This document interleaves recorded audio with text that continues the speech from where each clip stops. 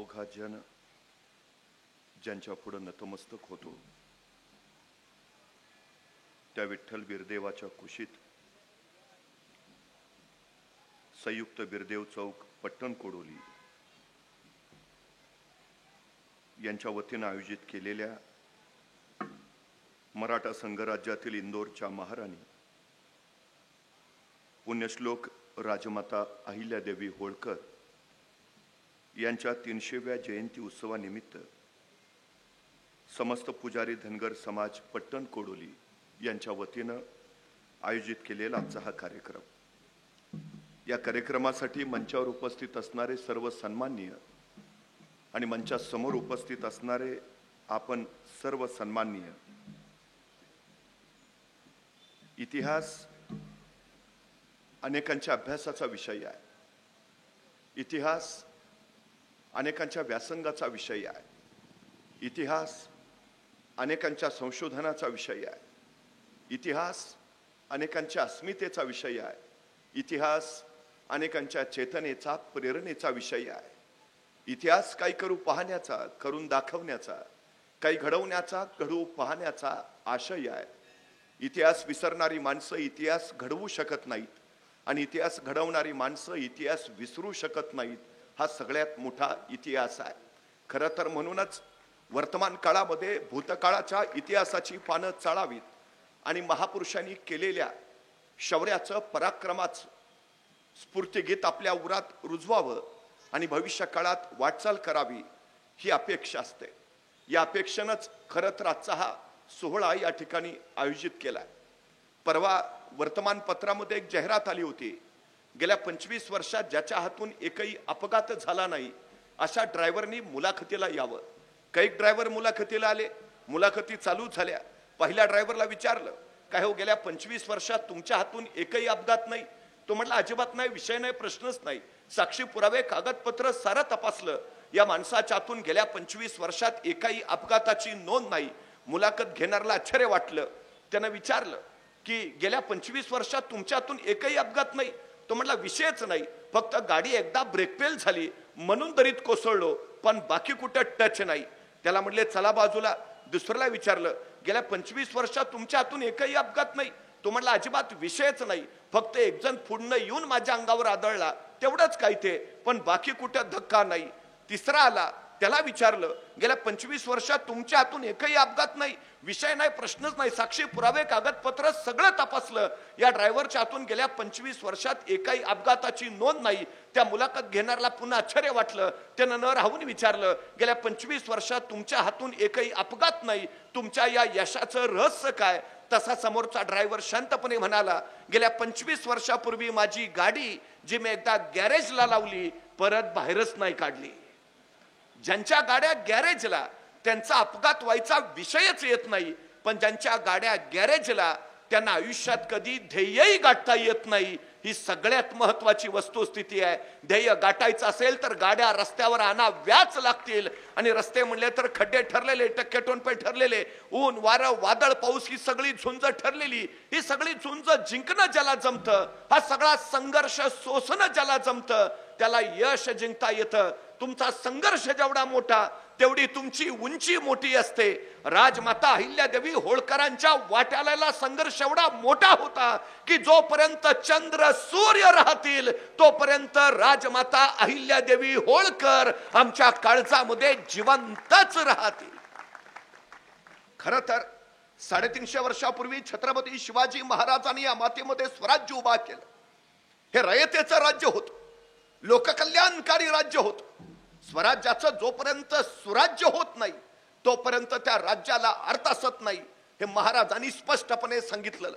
पण खरं तर एक गोष्ट आपण लक्षात घेतली पाहिजे, या स्वराज्याच्या पाठीमागं महाराजांचं ध्येय काय होतं?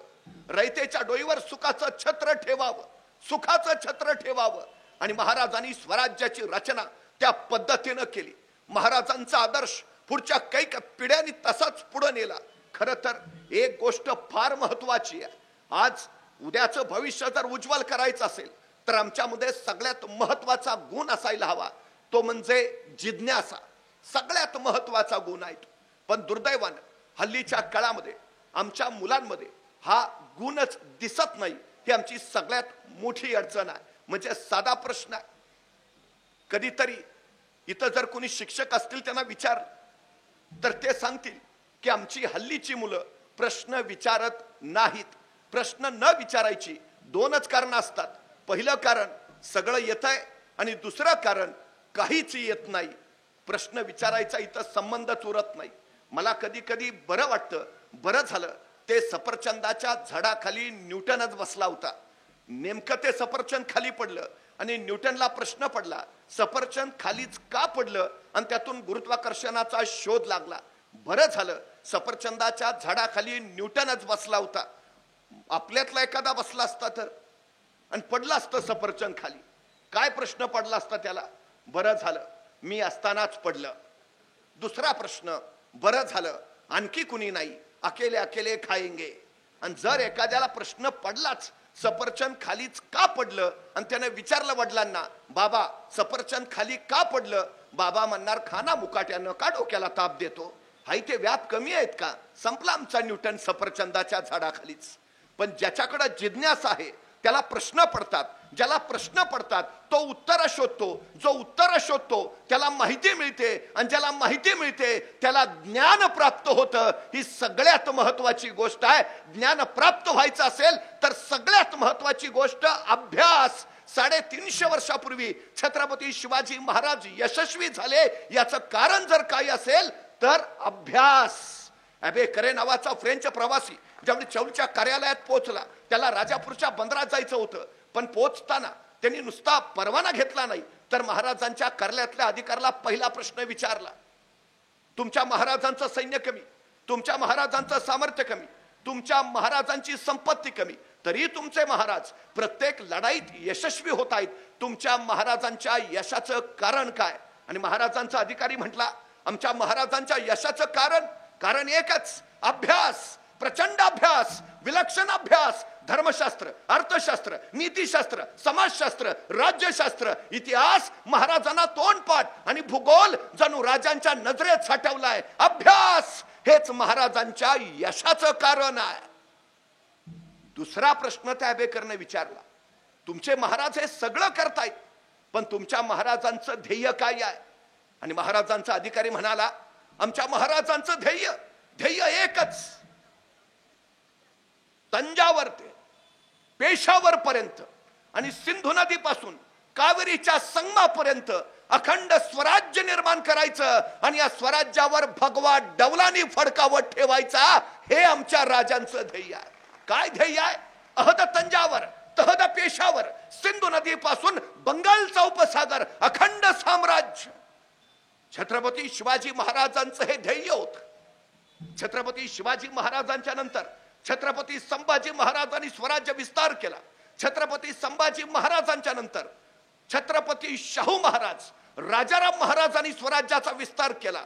आणि खऱ्या अर्थानं हे छत्रपती शिवरायांचं स्वराज्य अटके पार पोहोचलं, भगवा अटके पार पोहोचला. हे अटक कुठं आहे माहिती आहे? छत्रपती शिवाजी महाराजांनी सांगितलं, या देशात आक्रमक येताच कामा नयेत. हे अटक आहे सिंधू नदी, खैबर खिंड, जिथून आक्रमक येतात त्या खैबर खिंडीच्या सिंधू नदीवरचं पहिलं ठाणं म्हणजे हे अटक. मराठ्यांनी तिथपर्यंत राज्य वाढवलं, भगवा तिथपर्यंत फडकावला. पाकिस्तानवर 6 महिने मराठ्यांचा भगवा फडकत होता, हे आपण लक्षात घेतलं पाहिजे. आणि या सगळ्या पराक्रमामध्ये, या सगळ्या शौर्यामध्ये सगळ्यात मोठा मोलाचा वाटा जर कुणाचा असेल तर तो आहे पराक्रमी होळकर घराण्याचा. सगळ्यात मोठा वाटा. थोरले बाजीराव पेशवे यांनी दिल्ली काबीज करायचं ठरवलं. मराठी फौजा दिल्लीकडे निघाल्या आणि बघता बघता हा सगळा उत्तरेतला प्रांत काबीज झाला. मल्हारराव होळकरांच्या पराक्रमाची समशेर तेजाळत राहिली, आणि त्यांच्या त्या समशेरीच्या पराक्रमाच्या बळावर पेशव्यांनी त्यांना माळव्याचं सुभेदार बनवलं. इंदोर, महेश्वर आणि आजूबाजूचा सगळा परिसर हा होळकरांच्या ताब्यात आला. होळकरांचं राज्य तिथं सुरू झालं. खरं तर आमच्या सातारा जिल्ह्यातल्या फलटण पासून काही मैलावर असणाऱ्या होळ या गावचे हे होळकर पुण्याला आले आणि आपल्या पराक्रमानं पाहता पाहता मराठी साम्राज्याचे सेनापती झाले. त्यांची शमशेर छत्रपती शिवाजी महाराजांचं ध्येय विस्तारित, अटके पार फडकली, स्वराज्य विस्तीर्ण झालं. हेच पराक्रमी मल्हारराव होळकर पुण्याला जाताना अहिल्यानगर जिल्ह्यातल्या चौंडी या गावी थांबले होते. आणि तिथंच शंभू महादेवाच्या मंदिरामध्ये एक चुनचुनीत अत्यंत हुशार मुलगी गरिबांना अन्नदान करताना त्यांनी पाहिली. काही काळानंतर ती शिवशंकराच्या मंदिराचं स्वच्छता करताना त्याने अनुभवली. ती चुनचुनीत मुलगी मल्हार रावांच्या विचारात पक्की रुजली. ती मुलगी होती अहिल्या. चौंडीचे पाटील मानकोजी शिंदे आणि सुशीलाबाई शिंदे यांची लाडकी लेक. खरं तर मानकोजींनी त्यांना मुलगी म्हणून वाढवलंच नव्हतं. त्या काळात मुलींनी शिकणं दुरापास्त, पण मानकोजींनी अहिल्यादेवींच्या शिक्षणाची सोय घरीच केलेली. लिहायला वाचायला शिकलेल्या अहिल्यादेवी मल्हारराव होळकरांनी मानकोजींना विचारलं, आमचे चिरंजीव खंडेरावांसाठी आपली ही अहिल्या द्याल? आणि मानकोजींनी मान्यता दिली. आणि अहिल्या होळकरांच्या उंबरट्यावरचं माप ओलांडून होळकरांची सून म्हणून वयाच्या 8व्या वर्षी प्रवेश करती झाली. एका नव्या पर्वाला सुरुवात. अत्यंत चुनचुनीत, अत्यंत हुशार आणि त्याहून युद्ध कुशल असलेल्या या अहिल्या देवी पाहता पाहता होळकरांच्या गळ्यातला जीव की प्राण झाल्या. खंडेरावांबरोबर त्यांचं लग्न झालं. मालेराव आणि 3 वर्षानंतर मुक्ताई नावाची अपत्य त्यांना झाली. पण खरं तर हा सगळा जीवनाचा प्रवास सुरू असतानाच मल्हारराव होळकरांनी अहिल्यादेवींची हुशारी लक्षात घेऊन त्यांना राज्यकारभाराचे धडे द्यायला सुरुवात केली. मल्हारराव होळकर कायम युद्धासाठी मोहिमेवर असायचे आणि त्यावेळी राज्याचा कारभार या अहिल्यादेवी पाहायच्या. धर्मशास्त्र, अर्थशास्त्र, नीतिशास्त्र, समाजशास्त्र, राज्यशास्त्र या साऱ्या शास्त्रांमध्ये अहिल्यादेवी पारंगत झाल्या. रयतेच्या हिताचे, रयतेच्या कल्याणाचे निर्णय घेऊ लागल्या. आणि बघता बघता होळकरांचा प्रांत अहिल्यादेवींच्या राज्य कारभार निपुण नेतृत्वाखाली सुजलाम सुफलाम होऊ लागला. पण त्याच वेळी कुंभेरीच्या लढाईमध्ये खंडेराव तोफेचा गोळा लागून जायबंदीचा, त्यांना वीर मरण आलं. अहिल्यादेवींच्या फळावरचं कुंकू पुसलं गेलं. नियतीचा पहिला तडाखा बसला.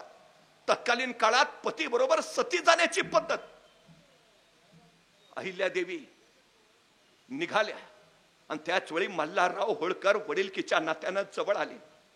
अहिल्या, सती गेल्यावर तुम्हाला स्वर्ग मिळेल का नाही मला माहिती नाही, पण जर तुम्ही सती नाही गेलात तर या राज्यातल्या अनेकांना सुखाचं द्वार खुलं होईल. अनेकांना तुम्ही स्वर्ग मिळवून देऊ शकाल. आणि अहिल्यादेवींनी परंपरेच्या विरोधातला पहिला निर्णय घेतला. सती न जाण्याचा. राज्यकारभार तुम्हाला पाहायचा आहे, राज्य तुम्हाला सांभाळायचं आहे, ही रयत तुमच्याकडे डोळे लावून आहे. आणि अहिल्याबाईंनी परंपरेला छेद देत सुधारणावादी पहिला निर्णय घेतला.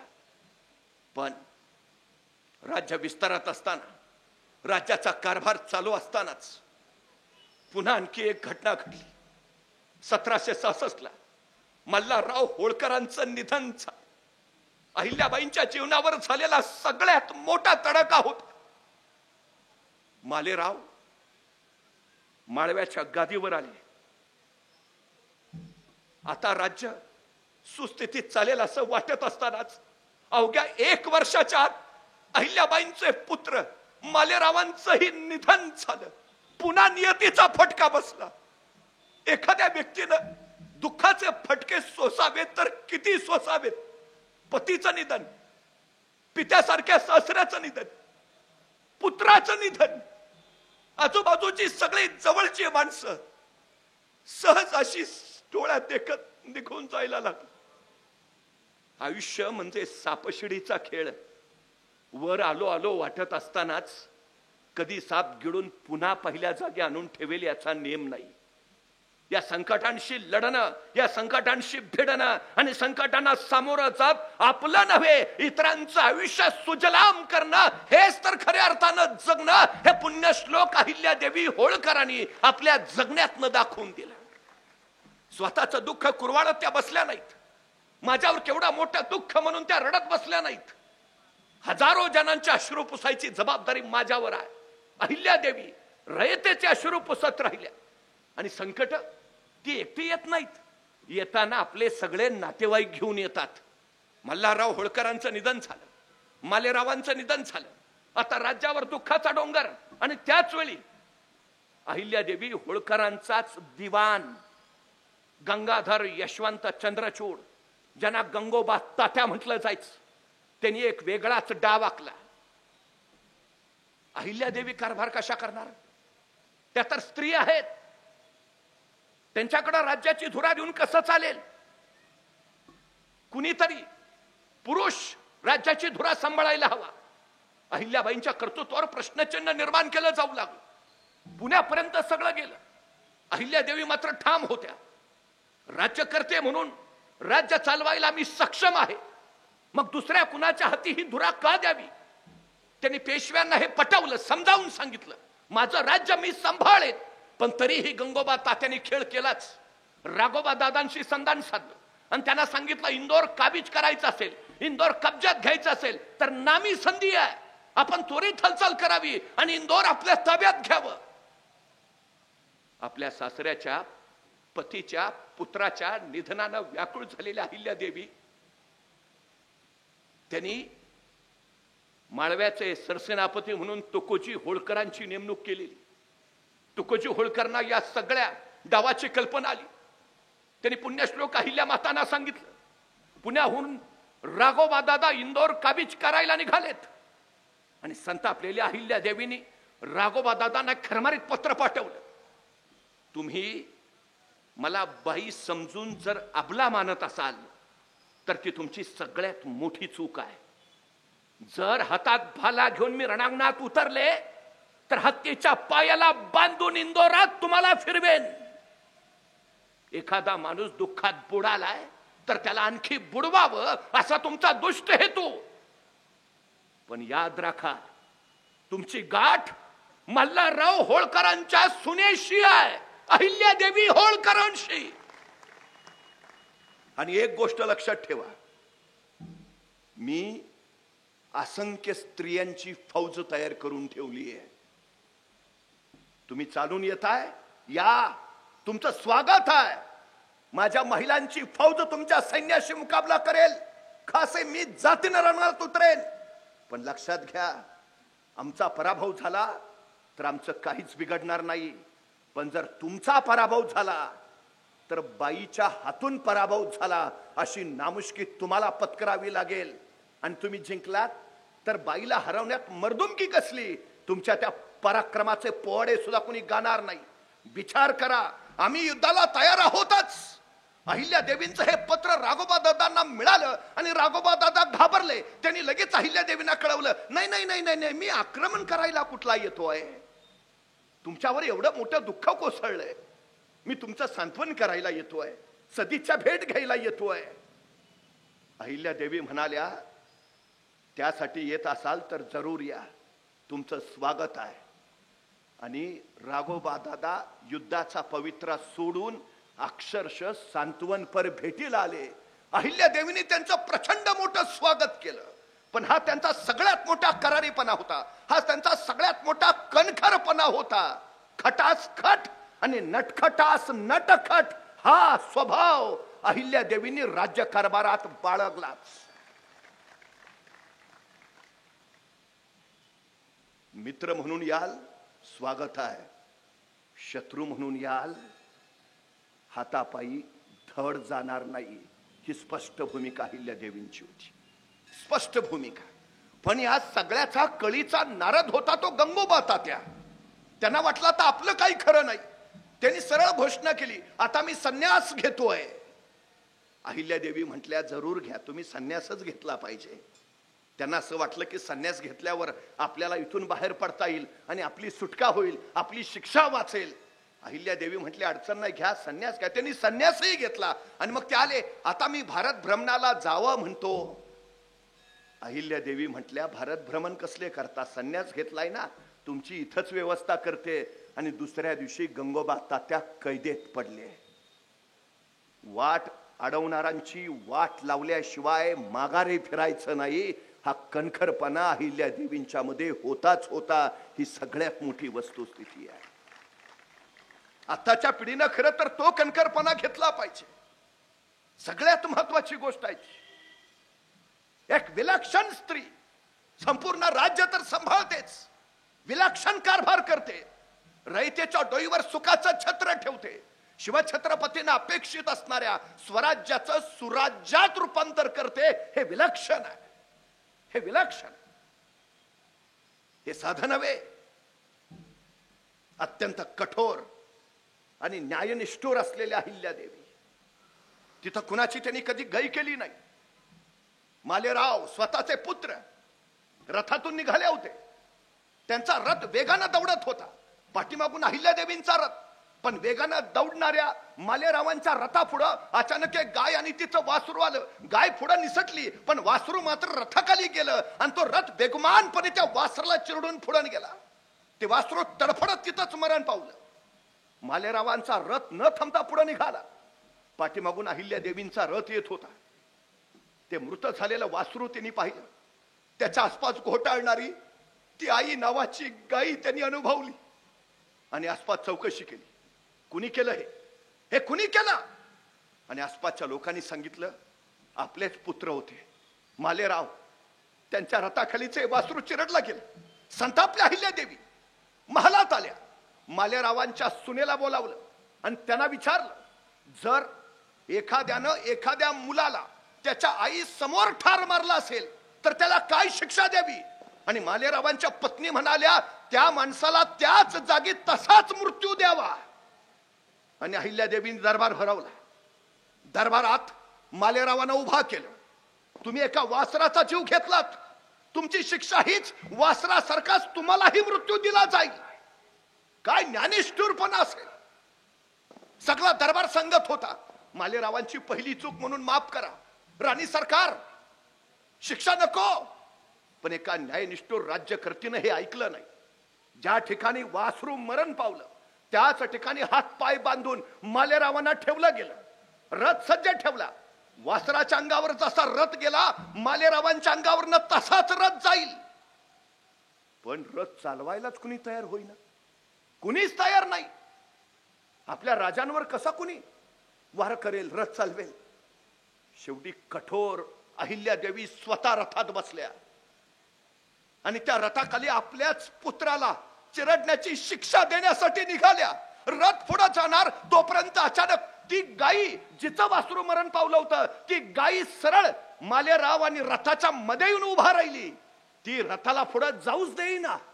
सगळ्या जमलेल्या लोकांनी हाहाकार केला. या गायीची इच्छा आहे मालेरावांना शिक्षा देऊ नये. ती गायी हटायला तयार नाही. राणी सरकार, मालेरावांना माफ करा, गायीची इच्छा आहे. रथ माघारी घेतला, बाजूला केला. त्यावेळी ती गायी मालेरावांच्या समोरून बाजूला झाली. एका आईचं अहिल्यादेवींनी काळीच पाहिलं आणि मालेरावांची शिक्षा टळली. स्वतःचा पुत्र असला तरी चूक झाल्यास त्यालाही माफी नाही. हा कर्तव्य कठोरपणा राज्यकर्त्या म्हणून अहिल्यादेवींच्या ठाई होता. हे सगळ्यात मोठेपणा आहे त्यांचं, सगळ्यात मोठं. काय विलक्षणपणा असेल. इंदोर अत्यंत देखणं शहर आहे.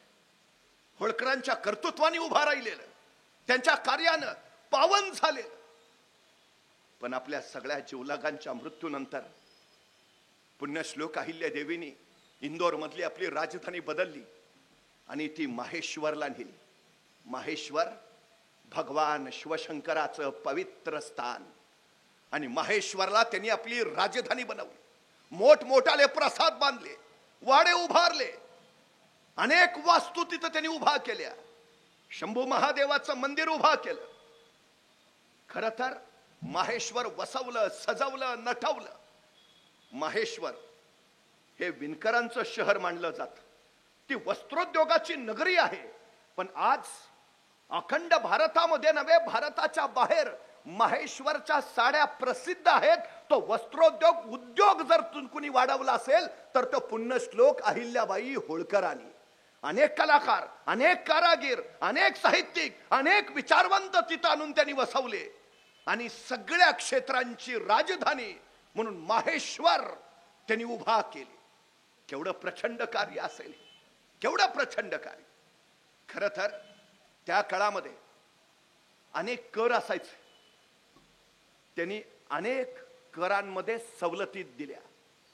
शेतकऱ्यांना, रयतेला सहज जगता यावं, अर्थार्जन करता यावं यासाठी त्यांनी अनेक उद्योग उभा केले. तिथं भिलकवडी नावाचा एक कर असायचा. तो भिल्ल आणि गौंड आदिवासी वसूल करायचे, लोकांना उपद्रव द्यायचे. अहिल्या देवींनी त्यांना सांगितलं तुमचा करला मान्यता देईल, पण त्यांना पडीक जमिनी दिल्या, त्या लागवडीखाली आणल्या आणि खऱ्या अर्थानं शेतीपासून उद्योगापर्यंत प्रचंड मोठं कार्य अहिल्या देवींनी माहेश्वर मध्ये उभा केलं. माळवा हा त्यांचा सगळा प्रांत असला तर त्यांच्या कार्यकर्तृत्वासाठी माळवा या राज्याची सीमा त्यांना बांधून ठेवू शकली नाही. असे तू हिमाचल, त्यांच्या कार्याच्या खुणा आजही तुम्हाला जागोजागी दिसतात. कुठेही जा, कुठेही. त्या भगवान शिवशंकराच्या निस्सीम भक्त होत्या, त्या धर्मपरायण होत्या, त्या रयत कल्याणी होत्या. असं कुठलं क्षेत्र नाही ज्या क्षेत्रामध्ये त्यांनी अपार कार्य करून ठेवलं नाही. खरं तर तुम्ही अयोध्येला गेला असाल, अयोध्येची मंदिरं पुण्यश्लोक अहिल्या देवी होळकरांनी बांधलीत. औरंगजेबानं काशी विश्वेश्वराचं मंदिर उद्ध्वस्त केलं. ते उद्ध्वस्त झालेलं काशी विश्वेश्वराचं मंदिर पुन्हा पुण्यश्लोक अहिल्या देवीने बांधलं. सोरटी सोमनाथाचं मंदिर अहिल्या देवीने बांधलं. ओंकारेश्वराचं मंदिर अहिल्या देवीने बांधलं. मथुरा, काशी, गया, कृष्णेश्वर, नाशिक, जेजुरीच्या खंडोबाचं मंदिर अहिल्या देवीने बांधलं. असंख्य मंदिरं त्यांनी उभारली, असंख्य. प्रत्येक गोष्टीत त्यांनी आपल्या कार्याचा उदात्त ठसा उमटवला. अनेक ठिकाणी विहिरी त्यांनी बांधल्या, अनेक ठिकाणी धर्मशाळा बांधल्या, अनेक ठिकाणी आश्रमशाळा उभा केल्या. मुंगीला साखर देण्यापासून ते जनलोकांना अन्नदान देण्यापर्यंत त्यांनी सगळ्या सोयी उभा केल्या. खरं तर आज अवकाळी पावसाचं प्रचंड मोठं तांडव गेले काही दिवस आपण पाहतोय. हे अवकाळी पावसाचं तांडव काय? ह्या आपल्या चुका. इतकी विस्तीर्ण वृक्षतोड आम्ही केली. आज ग्लोबल वॉर्मिंगचा तडाखा बसतोय. उष्णतेचा उद्याच्या काळात तर कहर होणार आहे. पण वृक्ष वाढवावेत, वृक्ष जगवावेत याकडे मात्र कुणाचं लक्ष नाहीये. पण महाराष्ट्रातल्या कुठल्याही तीर्थक्षेत्री आपण जा, त्या तीर्थक्षेत्राच्या रस्त्याच्या दोन्ही बाजूला जी विशाल वृक्ष तुम्हाला दिसतील ती अहिल्या देवी होळकरांनी लावलेली आहेत. हे पहिलं लक्षात असू द्या. त्यांनी त्यांच्या राज्यामध्ये कायदा केला होता. सरकार प्रत्येक माणसाच्या घरासमोर 12 झाडं लावेल आणि त्या झाडांचं संवर्धन त्या घरातल्या मालकानं करायचं आहे. पैकी 7 झाडाचं उत्पन्न त्या घराच्या मालकाला मिळेल आणि 5 झाडाचं उत्पन्न सरकारात जमा केलं जाईल. वृक्ष संपदा वाढली, रयतेला सुद्धा उत्पन्न तयार झालं आणि ही सृष्टी सुजलाम सुफलाम करण्याचं काम त्यांनी अत्यंत उत्तम पद्धतीनं केलं. अशा असंख्य गोष्टी तुम्ही महाराष्ट्रात कुठल्याही तीर्थस्थळी जा, तिथं अहिल्या देवीनी त्यांच्या कार्याची उमटवलेली मुद्रा तुम्हाला दिसेल. तुम्ही शिखर शिंगणापूरला गेलात तर तिथं प्रचंड मोठा तलाव पुण्यश्लोक अहिल्या देवीनी उभारलेला आहे. कुठेही जा, परळी वैजनाथाला जा, तिथंही त्यांनी मंदिराचा जीर्णोद्धार केलाय. जागोजागी त्यांच्या कार्याला बंधनच नव्हती, त्यांना सीमाच्या मर्यादा नव्हत्या. एक राज्यकर्ती आपल्या फक्त 28 वर्षाच्या कारकिर्दीमध्ये किती प्रचंड कार्य करू शकते याचं एकमेव उदाहरण म्हणजे पुण्यश्लोक अहिल्या देवी होळकर. हे आपण लक्षात घेतलं पाहिजे.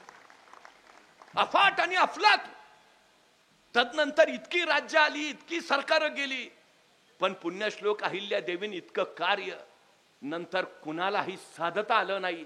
ही सगळ्यात आणि सगळ्यात मोठी वस्तुस्थिती आहे.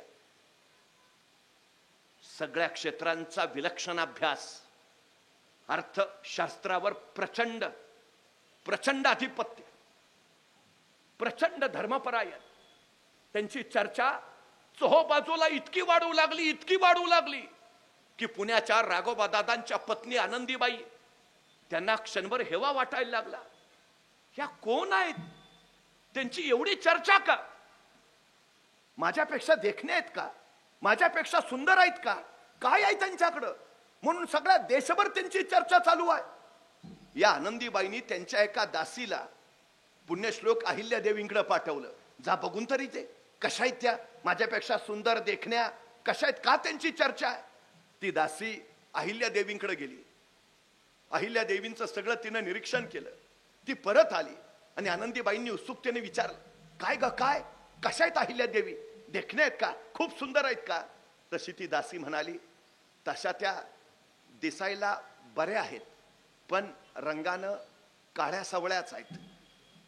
मग त्यांची एवढी चर्चा काय? तशी ती दासी म्हणाली, आपण मला अभय देत असला तर सांगते. आनंदीबाईंनी अभय दिलं, ठीक आहे सांग. आणि ती दासी म्हणाली, त्या अत्यंत साधी सुती साडी घालतात, त्यांच्या हाती फक्त शिवलिंग असतं, त्या भगवान शिवशंकराच्या निस्सीम भक्त आहेत. पण बाईसाहेब, ज्यावेळी मी पुण्यश्लोक अहिल्यादेवींच्या समोर गेले, त्यांच्या व्यक्तित्वाचं ते तेज जे होतं ते तेज मी बघितलं आणि मला वाटलं की जावं, पटकन जावं आणि पुण्यश्लोक अहिल्यादेवींचे पाय धरावेत. काय त्यांच्यात आहे मला कळेना. किती तेज, किती वात्सल्य, किती प्रेम, किती माया. साक्षात देवीचंच रूप. खरं सांगू, या जगामध्ये देवाचं आणि देवीचं रूप कधीही कुणी कुणालाच मांडलं नाही. अपवाद आहेत फक्त पुण्यश्लोक अहिल्यादेवी. सृष्टीने त्यांना देवी म्हणून इतकं प्रचंड कार्य केलं. त्यांनी इतकं प्रचंड कार्य. रयत त्यांच्यावर विलक्षण प्रेम करत होती, विलक्षण श्रद्धावंत होती. किती कार्य, किती अफाट कार्य. खर तर संकटांचा एकोमाग एक तडाखा बसत असताना त्यातून स्वतःला सावरावं आणि अनेकांचे आयुष्य घडवावी, असं व्यक्तित्व विलक्षण, अत्यंत विलक्षण. आमच्या पिढीनं आदर्श तो घ्यायला हवा. आज जयंती पुण्यतिथी आनंदीबाईंची होत नाही. आज जयंती पुण्यतिथी पुण्यश्लोक अहिल्यादेवींची होती. तुमचं सौंदर्य काही काळ टिकतं, पण तुम्ही केलेलं लोकोपयोगी कार्य हे चिरंतन टिकतं. हा सगळ्यात मोठा संदेश पुण्यश्लोक अहिल्यादेवींनी दिला. 28 वर्ष त्यांनी कारकीर्द गाजवली. 28 वर्ष प्रत्येक क्षण त्यांनी समाजासाठी दिला. त्यांची स्वतःची राहणी अत्यंत साधी होती, पण समाजासाठी जे काही करता येईल ते सगळं त्यांनी केलंय, सगळं केलंय. आजही त्यांच्या कर्तृत्वाच्या त्या खुणा तुम्हाला जागोजागी दिसतील, जागोजागी. आम्हाला ते कार्य घेऊन पुढे जाता आलं पाहिजे. आम्हाला ते कार्य त्या परंपरेनं पुढे चालवता आलं पाहिजे. खरं तर राज्याचं सुराज्य कधी होतं? ज्यावेळी तुम्ही लोककल्याणकारी कार्य करता. स्वराज्य माझं राज्य आणि सुराज्य लोककल्याणकारी राज्य. छत्रपती शिवाजी महाराजांना अपेक्षित असणारं सुराज्य हे पुण्यश्लोक अहिल्यादेवी होळकरांनी खऱ्या अर्थानं केलं. पुढे तुकोजीराव होळकर, यशवंतराव होळकर यांच्यासारखे पराक्रमी वारसदार या छत्रपती शिवाजी महाराजांच्या साम्राज्याला संवर्धित करत राहिल्या, विलक्षण वाढवित राहिल्या.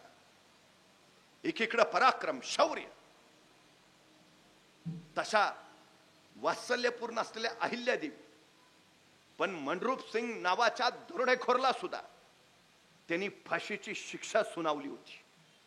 जिथं कठोर व्हायचं तिथं कठोरच त्या झाल्या. पण त्याच्याही पेक्षा त्या अत्यंत सुधारणावादी होत्या.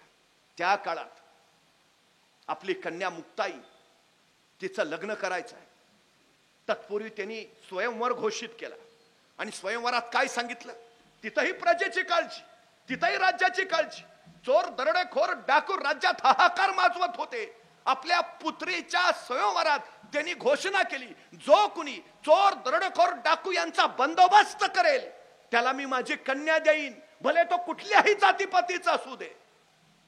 आणि त्या स्वयंवरात अनेक तरुण उतरले. एक तरुण होता शौर्यशाली, पराक्रमी, धाडसी. अनेक चोर, दरोडेखोरांना त्यांनी नमवलं. अहिल्या देवीने शब्द खरा केला आणि मुक्ताईचा हात यशवंतराव फणसे नावाच्या त्या शूर तरुणाच्या हाती सोपवला. त्या काळात त्यांनी केलेला हा आंतरजातीय विवाह होता, हे आपण पहिलं लक्षात घेतलं पाहिजे. हे पुरोगामित्व त्या काळी. माणूस जातीपातीनं नव्हे, तर माणूस त्याच्या शौर्यानं, पराक्रमानं, गुणांनी मोठा झाला पाहिजे, हे त्यांचं सगळ्यात मोठं सूत्र होतं. सगळी लोक आनंदानं, एकत्वानं राहत. त्यांना एकच धर्म माहिती होता, मानवता धर्म. सगळ्या जातीपातींना, धर्मांना सोबत घेऊन त्यांनी राज्य कारभार केला. हे त्यांचं सगळ्यात मोठं वैशिष्ट्य होतं, सगळ्यात मोठं. आजच्या काळात आम्हाला पुण्यश्लोक अहिल्या देवींचा तो विचार अत्यंत महत्वाचा आहे, अत्यंत गरजेचा आहे. 105 लोकांनी हौतात्म्य देऊन संयुक्त महाराष्ट्र मिळवला. पण खरंच हा महाराष्ट्र भावनिक दृष्ट्या आणि सामाजिक दृष्ट्या संयुक्त राहिलाय का?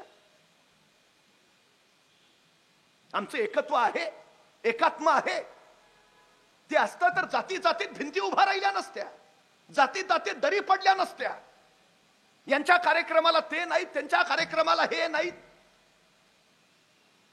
त्यांनी आपापल्या जातीपुरतं काम केलं का? नाही ना. छत्रपती शिवाजी महाराजांनी 18 पगड जातीनं सोबत घेतलं आणि त्यांच्या शौर्याच्या बळावर हे स्वराज्य उभा केलं. सगळ्यांनी, मल्हारराव होळकरांनी इथेच. मग आज आम्हाला तो विचार घेऊन उद्याचा समाज घडवण्याची सगळ्यात मोठी गरज आहे, सगळ्यात मोठी. तर समाज टिकेल, तर राज्य, तर राष्ट्र टिकेल. ही सगळ्यात महत्वाची गरज आहे. प्रश्न पडतो आम्हाला, कशासाठी हे सगळं? सगळे तुकडे पाडत गेलो आम्ही. ही आकाशगंगा, ती आकाशगंगा. आकाशगंगेचे परत तुकडे केले. ती पृथ्वी, तो चंद्र, हा सूर्य. त्या पृथ्वीचे परत तुकडे केले. तो आशिया खंड, तो युरोप खंड, तो अमेरिका खंड. त्या खंडाचे परत तुकडे केले. तो भारत, तो रशिया, तो जपान, तो चीन. त्या भारताचे परत तुकडे केले.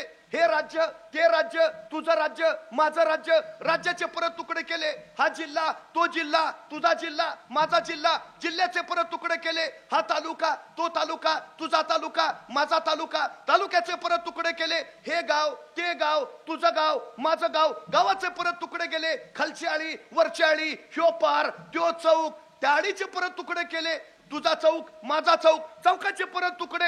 ह्याचं घर, त्याचं घर, तुझं घर, माझं घर. घराचे परत तुकडे. ह्याची खोली, त्याची खोली, तुझी खोली, माझी खोली. खोलीचे परत तुकडे. तुझा कोपरा, माझा कोपरा, ह्याचा कोपरा, त्याचा कोपरा. कोपऱ्याचे परत तुकडे. तुझा खण, माझा खण, ह्याचा खण, त्याचा खण. खणाचे परत तुकडे. ह्यो दगड, त्यो दगड, तुझा दगड, माझा दगड. दगडाचे परत तुकडे. हा कण, तो कण, तो कण, हा कण. कणाचे परत तुकडे. हा रेणू, तो रेणू, ही रेणू, तो रेणू. रेणूचे परत तुकडे. तो अणू, हा अणू, हा अणू, तो अणू. जिथं अणूचा शोध लागला तिथं अणू बॉम्ब तयार झाला.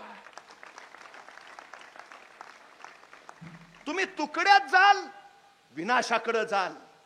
आणि तुम्ही पूर्णत्वाकडे जाल, विकासाकडे जाल. 28 वर्षाच्या आपल्या कारकिर्दीमध्ये पुण्यश्लोक अहिल्यादेवी होळकरांनी या पूर्णत्वाला महत्व दिलं. सगळ्यांना सोबत घेतलं.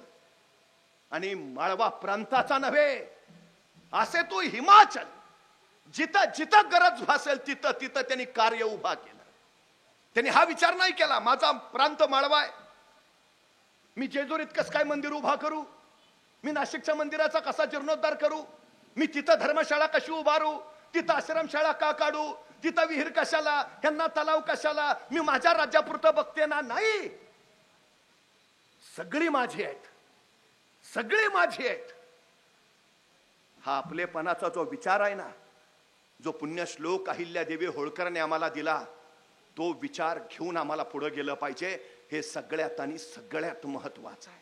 सगळ्यात महत्वाचं. संकट येतच असतात, संकटांशी लढणं महत्वाचं आहे.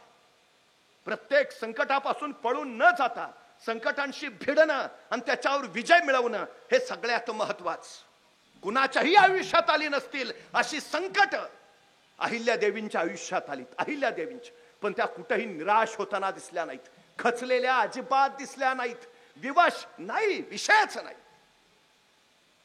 आमची अडचण काय आता? 12वीत नापास होण्याच्या भीतीनं आत्महत्या. अरे काय प्रकार काय हा?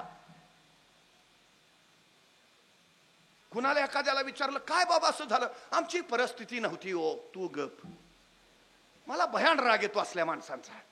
आमची परिस्थिती नव्हती हो.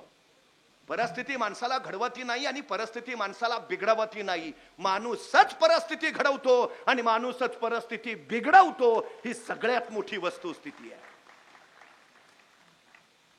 मला जर एखादा कोणी म्हटला ना, आम्ही गरीब आहे, मी त्याला सरळ सांगतो, एक काम करतो का? एक डोळा देतो का मला? 20 लाख देतो. तो काहीतरी काय बोलताय? मग एक काम कर ना, दोन्ही डोळे दे, 1 कोटी देतो. अहो तो म्हणला असं कसं? एक काम कर ना, मग दोन्ही हात पण दे, 5 कोटी देतो. असं चालतं का? मग गरीब आहे म्हणतोयस ना? अरे तुला धडधाकट शरीर दिलाय, तू गरीब कसा आहे? सांगा ना आमच्या पोरांना. हे लात मारेन तिथं पाणी काढीन ही धमक ज्या होळकरांच्या उरामध्ये आहे, त्यांचे वारसदार आहे आपण. कसल्या गोष्टी सांगतो? आम्ही गरीब आहे ना. अरे चांगला आहे ना, श्रीमंत व्हायला तुला मिळालेली सर्वोत्तम संधी आहे. नाही, मला जरा बुद्धी कमीच आहे. उत्तम विद्वान व्हायला तुला मिळालेली ही सर्वोत्तम संधी आहे. कारण कसली सांगता? स्वतःच्या कमतरताना बलस्थान बनवा आणि त्या बलस्थानाच्या बळावर स्वतःच्या कर्तृत्वाचा ध्वज फडकवा. हे सांगितलं पुण्यश्लोक अहिल्यादेवी होळकरांनी. तो विचार घेऊन आम्हाला गेलं पाहिजे ना पुढं. अहो सगळ्या गोष्टी आमच्यात आहेत, हो सगळ्या आहेत. वाटलं पाहिजे ना आहेत. रस्त्यानं चालता चालता आपण सहज पुढच्याला म्हणतो, तुला मी पुरता ओळखून आहे. अरे तू त्याला ओळखून आहे, तुझं काय? तू स्वतःला काय ओळखलंयस? समाजात 2 पद्धतीची माणसं असतात. एक जमतय म्हणणारी आणि दुसरी बघू जमतय का म्हणणारी. बघू जमतय का म्हणणारी कधीच आयुष्यात काही बनू शकत नाहीत. जमतायच, जमायलाच पाहिजे. अडचण काय आहे? का हो पुण्यश्लोक अहिल्यादेवी असं म्हटल्या, आता माझे सासरे गेले, पती गेला, पुत्रही गेला, आता मला एकटीला कसं जमेल? अहो राज्य कब्जात घ्यायला आले होते सगळे. राज्य करते बनूच द्यायचं नाही अहिल्यादेवीनं असं ठरवलेलं. पण या सगळ्यावर मात करत उभा राहिल्या ना. जमत. अडचण काय आहे? या जगामध्ये अशक्य असं काही नाही. हे पहिलं लक्षात असू द्या, पहिलं लक्षात असू द्या. का हो आमचा बिरदेव झालाच ना IPS.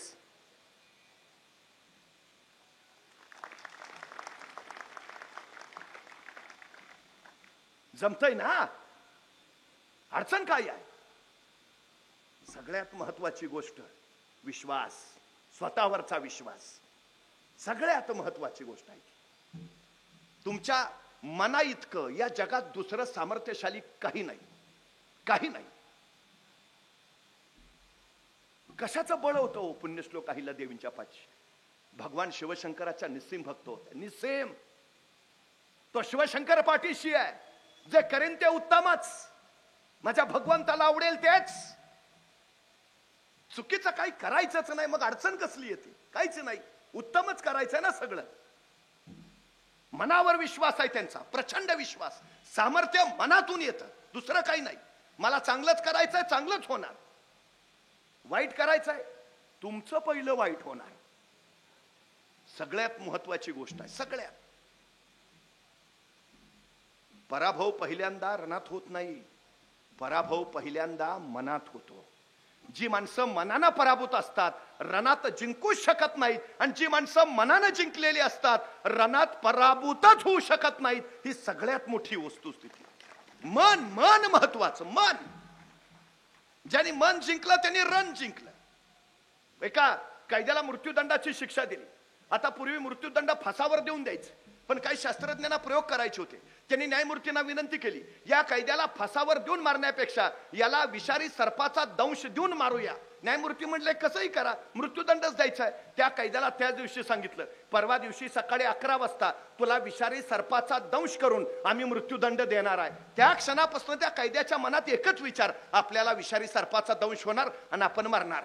प्रत्यक्ष मृत्यूदंडाची वेळ आली, त्या कैद्याचे डोळे बांधले आणि त्याला सांगितलं, आता काही क्षणात तुला विषारी सर्पाचा दंश होईल. आणि प्रत्यक्षात शास्त्रज्ञांनी त्या कैद्याला विषारी सर्पाचा दंश न करता 2 टाचण्या घेतल्या आणि 2 टाचण्या त्याच्या हाताला जोरात टोचल्या. त्याला वाटलं झाला विषारी सर्पाचा दंश. अर्ध्या तासात त्याच्या तोंडातनं फेस आला आणि पुढच्या 1.5 तासात त्याचं शरीर काळनिळं होऊन तो मरण पावला. प्रत्यक्षात साप चावला होता का? फक्त त्याच्या मनाने ठरवलं, चावलाय, चलो.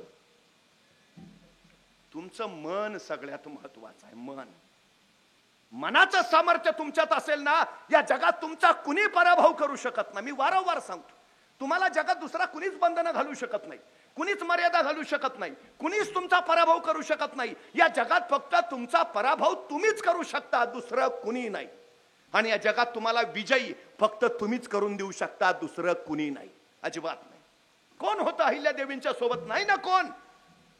मी, माझं मन आणि माझा भगवान शिवशंकर, संपला विषय. हे सामर्थ्य आहे मनाचं, सगळ्यात मोठं सामर्थ्य.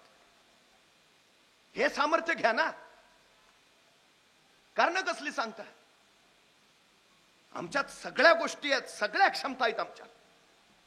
अहो, तो शिंद्यांचा सरकार गोपाळराव 1790 ला त्यांनी इंदोरवर हल्ला केला आणि खास आहे पुण्यश्लोक अहिल्यादेवी होळकर रणांगणात लढण्यासाठी उतरल्या. वय किती आहे माहिती आहे? 65 वर्ष वय आहे अहिल्यादेवींचं. रणांगणात उतरल्यात लढायला. शिंद्यांच्या गोपाळरावचा खणका पराभव केला. खणका.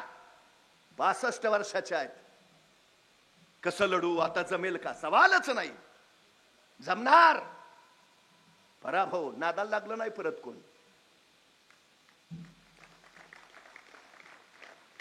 जमतं हो, अडचण काय आहे? तुमच्यात सगळ्या गोष्टी आहेत. मानकोजी शिंदे, सुशीलाबाई शिंदे, मल्हारराव होळकर यांनी पुण्यश्लोक अहिल्यादेवींवर संस्कार केले. ते लढण्याचे, भिडण्याचे. आमची अडचण इतकी बेकार झाली, गडी अंधार पडला तर घराबाहेर येत नाही.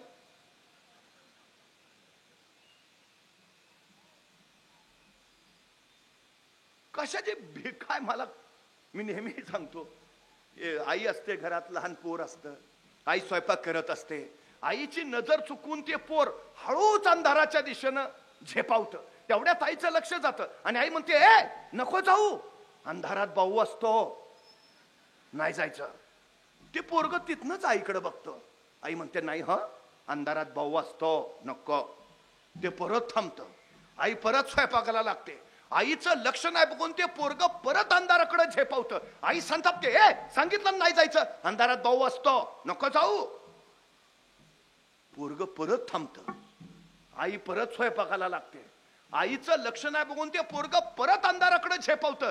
जन्मजात त्याच्यात धाडस आहेच, कुतूहल आहेच. उजाडात काय कळतंय, अंधारात काय बघायचंय म्हणून ते जात. पण आई संतापते, उठते, त्या पोरला उचलते, लांब नेऊन ठेवते. सांगितलं नाही जायचं, त्या अंधारात भाऊ असतो, नाही जायचं. त्या पोराच्या बालमनावर कायमचा संस्कार होतो, अंधारात भाऊ असतो. पट्ट्या पुढं 2 पोरांचा बाप झाला तरी अंधारात जात नाही.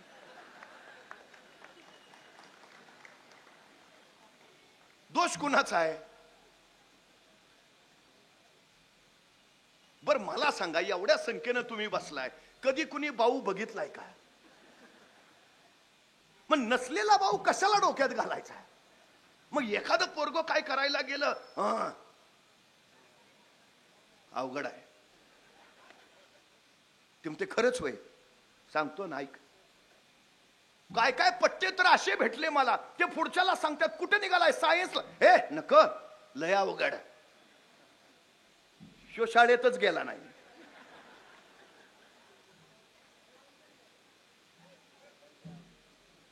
कोण बाऊ घालतं डोक्यात आमच्या? अहिल्या देवींना कुणी सांगितलं नाही तुला जमणार नाही, जमेल का कर, अजिबात नाही, जमणारच, संपला विषय. आणि एक गोष्ट कायम सांगतो, सगळ्यात महत्वाची गोष्ट, नका लावू, सगळ्यात महत्वाची गोष्ट सांगतो तुम्हाला. भीती नैसर्गिक आहे, वाटतेच, अडचण नाही. पण तुमच्या यशाच्या आडवे जर कोण येत असेल तर ती भीती. संकट तुम्हाला कधीच मारत नाहीत, संकटांची भीती तुम्हाला मारून टाकते. सगळ्यात महत्वाची गोष्ट. मग विजय मिळवायचा तर पहिली भीती मारली पाहिजे. भीती कशी मारायची? भीतीवर विजय मिळवायचा एकमेव मार्ग आहे आक्रमण. कशावर? भीतीवर आक्रमण. अवघड आहे का इंग्रजी? आक्रमण. इतकं आक्रमण कर की ते शरण आल्याशिवाय सोडायचं नाही. बचावाचा सर्वोत्तम पर्याय आक्रमण. जिथं गरज पडली, पुण्यश्लोक अहिल्या देवींनी आक्रमणच केलं, विषयच नाही. पण त्याच वेळी त्यांनी हेही सांगितलं, सगळ्याच लढाया तलवारीच्या जोरावर जिंकता येत नाहीत, बऱ्याच लढाया बुद्धीच्या बळावरच जिंकता येतात. विलक्षण बुद्धिमान, विलक्षण विद्वत्ता. अडचण काय आहे? कशाला कारण सांगायची आम्ही? याव त्याव त्याव याव. तुमच्यावर विश्वास असला संपलं सगळं, अडचणच नाही काही. मला एका प्रश्नाचं उत्तर द्या. जंगलात सगळ्यात उंच प्राणी कोण? जिराफ. जंगलात सगळ्यात वेगवान प्राणी कोण? चित्ता. जंगलात सगळ्यात बलाढ्य प्राणी कोण? हत्ती. आणि जंगलात सगळ्यात धूर्त प्राणी कोण? कोल्हा. आणि जंगलचा राजा कोण? का? तो जिराफासारखा उंच नाही, चित्त्यासारखा वेगवान नाही, हत्तीसारखा धिप्पाड नाही, कोल्ह्यासारखा धूर्त नाही, तरी राजा कोण? त्याला कुणीतरी विचारतं, तू का राजा? सिंह म्हणतो, मला वाटतंय म्हणून. जगाला काय वाटतंय मला देणं घेणं नाही, मला वाटतंय ना, संपला विषय. ही ताकद आहे तुमच्या विश्वासाची, स्वतःवरच्या विश्वासाची. संपला विषय. माझ्यात हे नाही, ते नाही, ते नाही, हे नाही, कसं काय? सोड. तुला वाटतंय ना, संपला विषय. हा हा हा सगळ्यात मोठा विश्वास आहे, सगळ्यात मोठा. कारण बिरणं तर देऊच नाही कुणी कुठली, अडचणच नाही काय. मुंगी बघितली? मुंगी मुंगी मुंगी केवढीशी, तिचं डोकं केवढंस, डोक्यातला मेंदू केवढासा, तरी पण त्या मुंगीला बरोबर कळतं कुठल्या गावातल्या, कितव्या आळीतल्या, कितव्या घरातल्या, कितव्या खोलीतल्या, कितव्या कपाटावरच्या, कितव्या फळीवर किती नंबरचा साखरेचा डबा आहे. सांगावं लागत नाही, रस्ता दाखवावं लागत नाही. मुंगी कणभर. मिळाली संधी तर मनभर साखर संपवते. अरे एवढीशी मुंगी ध्येय गाठते, आपल्याला काय अडचण आहे? तुम्हाला माहिती आहे, मुंग्या आंधळ्या असतात, मुंग्यांना डोळे नाहीत, मुंग्या दृष्टीहीन, तरी मुंग्यांची रांग चुकत नाही. आणि आपल्याला चांगले डोळे, तरी पट्ट्या घरी नीट पोचत नाही.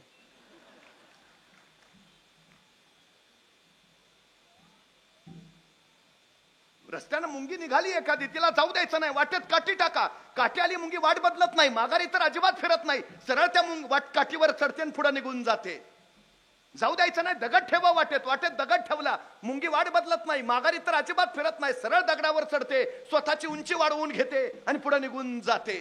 जाऊ द्यायचं नाही. पाणी होता तिच्या वाटेत, पाणी अडवा आलंय, मुंगी वाट बदलत नाही, माघारी तर अजिबात फिरत नाही, सरळ पाण्याला वळसा घालते आणि पुढे निघून जाते. एवढीशी मुंगी सांगते, काही होऊ दे, माघार घ्यायची नाही, अजिबात माघार घ्यायची नाही. एवढी संकट कोसळली पुण्यश्लोक अहिल्या देवींवर. अख्ख्या चरित्रात एक उदाहरण नाही माघार घेतली, विषयच नाही, घ्यायचेच नाही, संपला विषय. तुम्हाला यशस्वी व्हायचं ना जगण्यात, माघार घ्यायची नाही, अजिबात नाही, अजिबात नाही. सगळं आहे हो. पण सध्या आमची अडचण काय झाली आहे? आम्ही आमच्या शक्ती क्षमता नको तिकडं खर्ची घालायला लागलोय. अडचण सगळ्यात मोठी ती आहे. मी परवा एका पोराला सहज विचारलं, का रे 100 मीटर पळशील का? ते 5 मिनिटं माझ्याकडेच बघत बसला. अरे म्हटलं 100 मीटर पळशील का? मग त्याने हळूच विचारलं 100 मीटर म्हणजे किती? मला कळलं. म्हणलं तू काय खेळ बिळ खेळतोस का नाही? म्हणला सगळे खेळ खेळतो, क्रिकेट खेळतो, फुटबॉल खेळतो, हॉलीबॉल खेळतो, बॅडमिंटन खेळतो. म्हटलं मग एवढे सगळे खेळ खेळतो, दिवसभर मैदानावर असतोस का काय? म्हणला मैदानावर नाही, मोबाईलवर खेळतो. म्हणलं मग बरोबर आहे, तुला 100 मीटर कळणारच नाही. मग त्याला सांगितलं इथून तिथपर्यंत जे अंतर आहे त्याला 100 मीटर म्हणायचं, पडशील का? म्हणला करतो प्रयत्न. आता तुला काय 5 किलोमीटर सांगतोय का पळाय? 100 मीटर नाही, करतो ना प्रयत्न. बरं म्हणलं मला सांग, हे 100 मीटर अंतर पार करायला तुला किती वेळ लागेल? ते 5 मिनिटं अंतरच बघत बसलं. अरे सांग ना किती वेळ लागेल? मग हळूच म्हटला 5 मिनिटं तरी लागतील 100 मीटरला. अरे ऑलिम्पिक मध्ये हुसेन बोल्टचं रेकॉर्ड 9.58 सेकंदाचा आहे. ते 9.58 सेकंदात 100 मीटर पळतय. तू 10 सेकंद मान, 20 सेकंद मान, 25 सेकंद मान, का 5 मिनिटं? माझं मला माहिती आहे ना. मला सुचायचं बंद झालं. अरे म्हटलं सांग ना किती? सांगितलं ना 5 मिनिटं लागतील. तेवढ्यात त्याचा मित्र धावत आला. ए पळ, कुत्र पिसाळलंय. एवढ्या भयान वेगात पळत सुटला. 7 सेकंदात 100 मीटर. म्हटलं तू तर हुसेन बोल्टचं रेकॉर्ड मोडलंस. त्याला 10 सेकंद लागतात, तू 7 सेकंद. मग कुत्र मागं लागलं होतं. म्हणजे 7 सेकंदात 100 मीटर पळायची क्षमता तुमच्यात आहे. बाहेर कधी आली? संकट आलं तेव्हा. मग संकट चांगली आहेत का वाईट आहेत? चांगली आहेत. संकट तुम्हाला अडवायला येत नाहीत. संकट तुमची उंची वाढवायला येतात. अडथळे तुम्हाला रोखायला येत नाहीत. अडथळे तुमच्यातल्या क्षमता बाहेर काढतात. अडचणी तुम्हाला थांबवायला येत नाहीत. अडचणी तुमच्यातली कौशल्य विकसित करतात. संकट, अडचणी, अडथळे यायलाच हव्यात, कारण त्याच तुम्हाला घडवतात. ही सगळ्यात मोठी वस्तुस्थिती आहे, सगळ्यात मोठी. तुम्हाला सामर्थ्यशाली संकट करतात. संकट. पुण्यश्लोक अहिल्यादेवी होळकरांचं सामर्थ्य एवढं प्रगढ होतं का? अहो संकटच आयुष्यात इतकी आली होती की प्रत्येक संकटानं क्षमता वाढवली. प्रत्येक संकटाने कुशल केलं. प्रचंड आणि अफाट. केवढा ग्रंथसंग्रह होता त्यांचा. अनेक प्राचीन ग्रंथ त्यांचे हस्तलिखित पुण्यश्लोक अहिल्यादेवींच्या खाजगी ग्रंथालयात होते. सगळ्या शास्त्रांवरची पुस्तकं. केवढा अभ्यास असेल त्यांचा.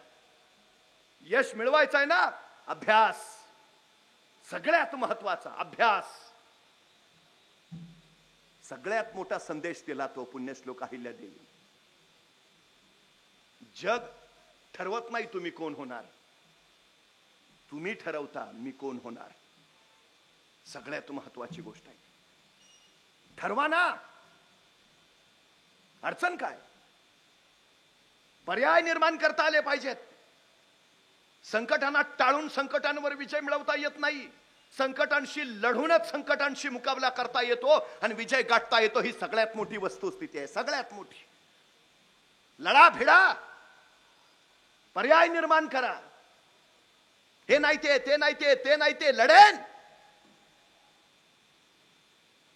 मी नेहमी एक गोष्ट सांगतो. एक राजा होता, त्याच्या समोर 2 कैदी आणले. राजाने आरोप ऐकले आणि शिक्षा सुनावली. मरेपर्यंत फाशी. फाशीची शिक्षा ऐकल्याबरोबर एक कैदी तिथं चक्कर येऊन पडला. दुसरा कैदी मात्र न्यूटन असल्यासारखा विचार करत बसला होता. पहिला शुद्धीवर आला तरी दुसरा न्यूटनच. मग पहिल्यानं त्याला विचारलं, तू शिक्षा ऐकली नाही का? तो म्हटला ऐकली ना. अरे मग फाशी झाली आपल्याला, तुला भीती नाही वाटत? तसा तो कैदी म्हटला, ते फाशी बिशीचं सोड रे. गेले वर्षभर माझा उडणारा घोडा तयार करायचा प्रयोग चाललाय. प्रयोग अंतिम टप्प्यात आहे. आता काही दिवसात माझा घोडा आकाशात उडेलच. पण नेमकी फाशीची शिक्षा झाली. फाशीचं काही नाही रे, आता माझ्या प्रयोगाचं काय होणार त्याची मला काळजी आहे. त्या कायद्याला काय कळेच ना. तो म्हणला, उडणारा घोडा? घोडा कधी उडतो का? ते सांगतोय ना, प्रयोग अंतिम टप्प्यात आहे. त्यांची ही चर्चा राजानं ऐकली. राजा म्हणला, काय काय काय? म्हणला, उडणारा घोडा डोक्यावर पडलाय का? घोडा कधी उडतो का? तसा तो कैदी म्हटला, महाराज, मरणारा माणूस खोटं नाही बोलत. फाशीची शिक्षा दिली मला. कशाला खोटं सांगेन? गेले वर्षभर माझा प्रयोग चाललाय, प्रयोग अंतिम टप्प्यात आहे. आता काही दिवसात माझा घोडा आकाशात उडेलच, पण नेमकी तुम्ही मला फाशीची शिक्षा दिली. महाराज, माझ्या घोड्याचं बाजूला ठेवतो, मला फक्त 1 वर्ष द्या. ह्या 1 वर्षात मी तुमच्या घोड्याला आकाशात उडायला शिकवू शकतो. आता राजालाच प्रश्न पडला, आसन तसं मरणारच आहे, पण ह्याला दिलंच 1 वर्ष आणि लागलाच आपला घोडा आकाशात उडायला, तर ह्या जगात आपण एकमेव राजे ज्याच्याकडे उडणारा घोडा आहे. राजा म्हणला, चल ठीक आहे, दिलं दिलं दिलं, तुला 1 वर्ष दिलं. त्या कायद्याला 1 वर्ष मिळालं, पण त्या दुसऱ्या कायद्याला काय कळेना. त्यानं परत त्याला विचारलं, घोडा खरंच उडतो? तो कैदी म्हटला, घोडा उडतो ऐल्या का? मग राजाला खोटं का सांगितलंस? हे बघ, तू तुझं आजचं मरण फक्त उद्यावर ढकलतोय. तसा तो कैदी म्हणला, हे बघ, मी माझ्या जगण्याचे पर्याय तयार करतोय.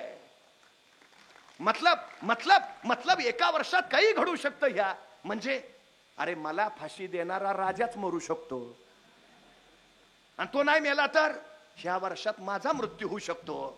आणि तो पण नाही मेला तर ज्या राजाच्या घोड्याला आकाशात उडायला शिकवायचा आहे तो घोडा मरू शकतो. आणि तो पण नाही मेला तर घोडा खरंच उडू शकतो.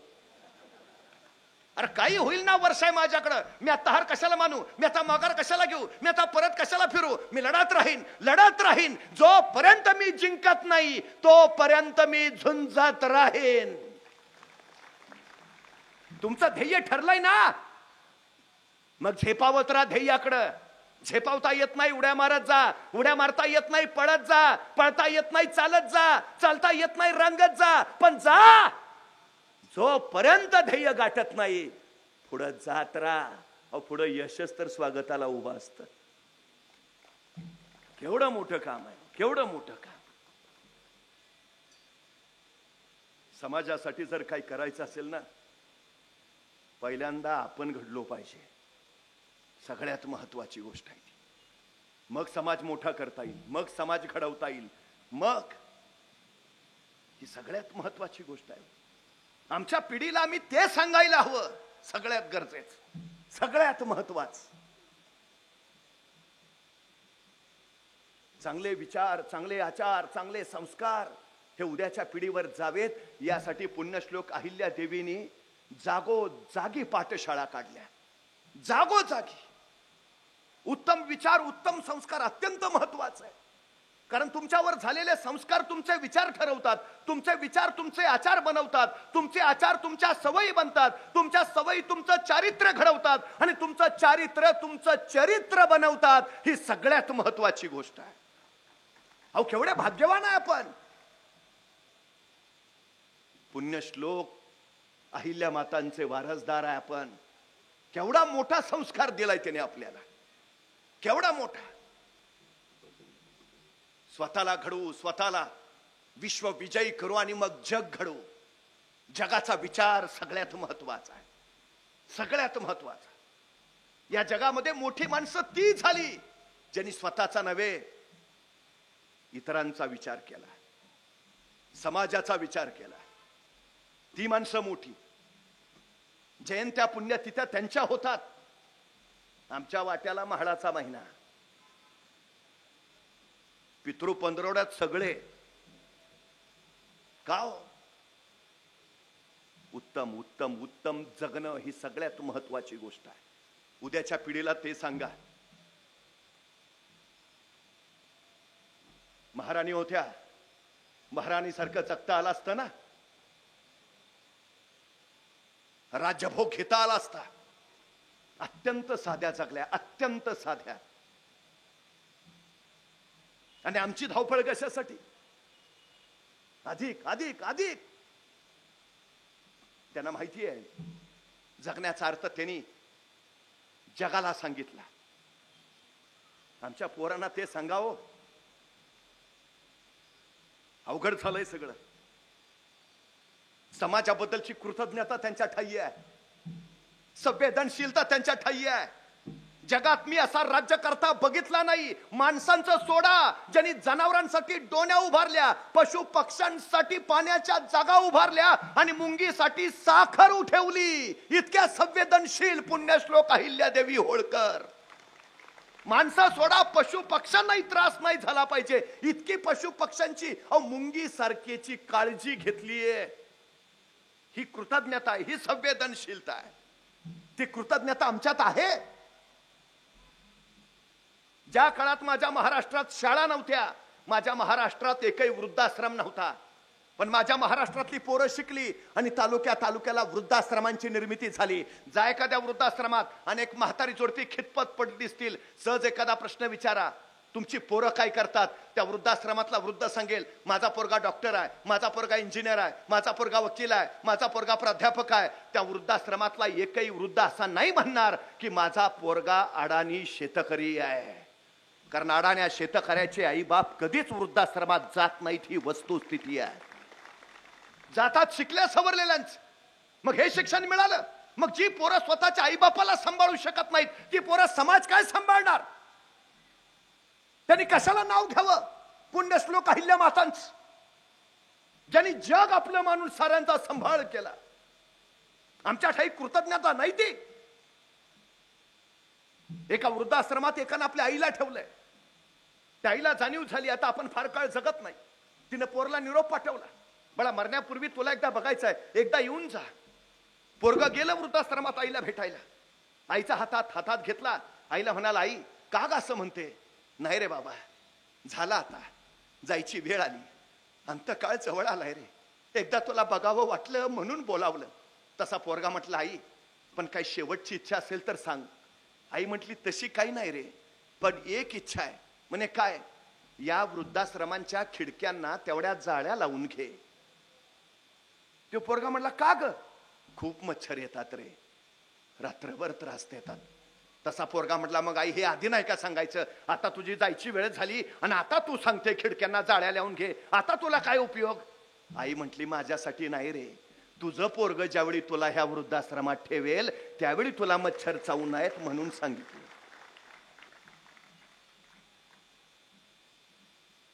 जे पेरतो तेच उगवतो. जोपर्यंत चंद्र सूर्य राहतील तोपर्यंत अहिल्या माताचा जय जयकार होत राहील. स्वतःसाठी नाही, इतरांसाठी जगल्या, इतरांचं जगणं घडवण्यासाठी जगल्या. कृतज्ञता प्रत्येक माणसाच्या प्रति कृतज्ञता आहे. त्याचं मला कसं चांगलं करता येईल. माता म्हणून, राज्य माता म्हणून साऱ्यांचा सांभाळ केला. आम्ही आमच्या आई वडिलांची तरी स्वप्न पूर्ण करावी.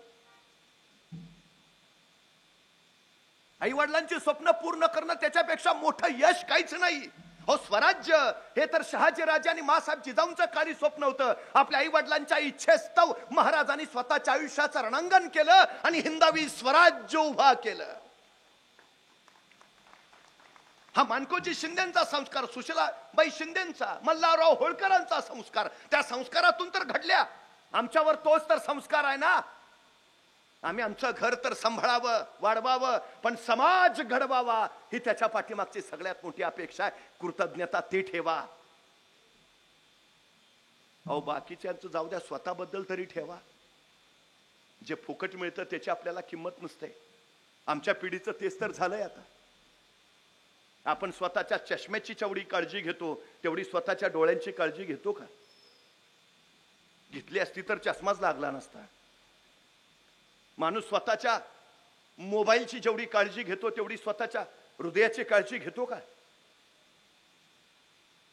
जगाच्या पाठीवर अजून असं यंत्र निघालं नाही ज्यात भाकरी टाकली की रक्त तयार होऊन बाहेर पडतं. असं अलौकिकानी अद्भुत शरीर नावाचं यंत्र त्या परमेश्वरानं आम्हाला दिलंय. काळजी घेतली पाहिजे ना. घेतो का मी? सर्व्हिस सेंटर मधनं फोन आला, गाडीचं सर्व्हिसिंग आलंय, पळत जाऊन गाडीचं सर्व्हिसिंग करतो. स्वतःच्या शरीराचं सर्व्हिसिंग कधी केलंय? काळजी घेतलीये? एखाद्या माणसाला हार्ट अटॅक येतो, बायपास करावी लागते. बायपास करणं म्हणजे हृदयाची खराब झालेली रक्तवाहिनी काढायची आणि तिच्या जागी दुसरी चांगली रक्तवाहिनी जोडायची. या शस्त्रक्रियेला खर्च येतो 3 लाख रुपये. म्हणजे आमची एक रक्तवाहिनी केवढ्याला पडली? 3 लाख रुपयाला. आमच्या हृदयाजवळ मुख्य 3 रक्तवाहिन्या बरोबर 1 लाख रक्तवाहिन्यांचं जाळं आहे. एका रक्तवाहिनीची किंमत जर 3 लाख तर 1 लाख रक्तवाहिन्यांची किंमत किती झाली? 2 डोळे दिलेत आम्हाला, एखादा डोळा बाद होतो, नवा डोळा बसवता येतो. एका नव्या डोळ्याची किंमत आहे 20 लाख, 2 डोळ्याची किंमत झाली 40 लाख. 2 किडन्या दिल्यात, माणसं नको ते अपेपार करतात, किडन्या बाद होतात, माणसं डायलिसिसवर जातात. डॉक्टर सांगतात जगायचं असेल तर किडनी बदलून घ्या, किडनी बदलून मिळते. एका नव्या किडनीची किंमत आहे 40 लाख, 2 किडन्याची किंमत झाली 80 लाख. म्हणजे आमची एक रक्तवाहिनी 3 लाखाची, डोळ्या 40 लाखाच्या, किडन्या 80 लाखाच्या. असा जर शरीराच्या अवयवाचा हिशोब केला तर शरीराची किंमत जाते कोट्यावधी अब्जावधी रुपयांच्या पुढं. अरे त्या परमेश्वरानं जन्माला घालताना ही अब्जावधी रुपयांची शरीर नावाची प्रॉपर्टी देऊन पाठवलंय. ही प्रॉपर्टी जपाना, सांभाळा ना. बापाची इच्छा असते पोराच्या खांद्यावर जावं. आज परिस्थिती अशी आहे, बापाच्या खांद्यावर पोरांची प्रेत चाललीत. कसला समाज घडवतो आम्ही? ते दुःख भोगलंय अहिल्या मातानी. भर तारुण्यात पुत्र गेला, डोळ्यात देखत जावई गेला, त्यांच्या चितेवर मुलगी सती गेलीये. निरोगी शरीर संपदा ही निरोगी मनाची ग्वाही देत असते. पराक्रमी माणसं कायमच निरोगी असतात, हे पहिलं लक्षात असू द्या. सगळ्यात महत्वाचं, चुकीच्या गोष्टींकडे वळूच नका, अजिबात नका. आमच्या पोरांना सगळ्यात महत्वाचं ते सांगा, नाहीतर पोरं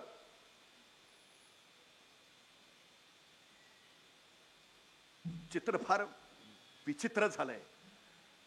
पानपट्टीवर गांजा मिळतो. आता काय करायचं ते आम्ही ठरवलं पाहिजे. कुणाचा संपन्न वारसा पण पुढे घेऊन जायचा ते एकदा ठरलं पाहिजे. समाज अशा संपन्न माणसातून घडतो, समृद्ध परंपरेतनं घडतो. तो समाज घडवायचा असेल तर आम्हाला पहिल्यांदा सबल, सक्षम आणि समृद्ध झालं पाहिजे. ही आमची सगळ्यात महत्वाची गरज आहे, सगळ्यात महत्वाची. भूतकाळ हा इतिहास पाठीशी घ्यायचाच, पण वर्तमान चालताना नजर भविष्य काळावर ठेवायची. सगळ्या क्षेत्रांचे गड आपण जिंकले पाहिजेत, सगळ्या क्षेत्रांचे. आपण IPS होऊ शकतो, IAS होऊ शकतो, डॉक्टर होऊ शकतो, इंजिनियर होऊ शकतो, शास्त्रज्ञ होऊ शकतो. अशक्य काही नाही, आपल्याला काही होऊ शकतो आपण. उद्याचा समाज घडवायचा असेल तर आपल्याला हे व्हावं लागेल. सगळ्यात महत्वाची गोष्ट, सगळ्यात महत्वाची गोष्ट आहे. आमच्या उद्याच्या पिढीला ते सांगा. आज जगातला सगळ्यात श्रीमंत माणूस कोण आहे? Elon Musk. जगातला सगळ्यात श्रीमंत. पिढी जात नाही श्रीमंती, स्वतःच्या आयुष्यात, एकट्याच्या आयुष्यात कमावली आहे. कशाच्या बळावर? तो एका जागी बसला तर आत्ताचा नाही, पुढच्या 10 वर्षाचा विचार करतो. मला पुढच्या 10 वर्षात काय करायचं आहे, आणि एकदा 10 वर्षात काय करायचं आहे ठरलं की मग परत बसतो. 10 वर्षात जे करायचं आहे ते मला एका वर्षात कसं करता येईल. 10 वर्षाचं काम एकाच वर्षात. का जगातला श्रीमंत आहे? इतर लोकांना जे करायला 10 वर्ष लागतात, पठ्ठ्या एका वर्षात करतो.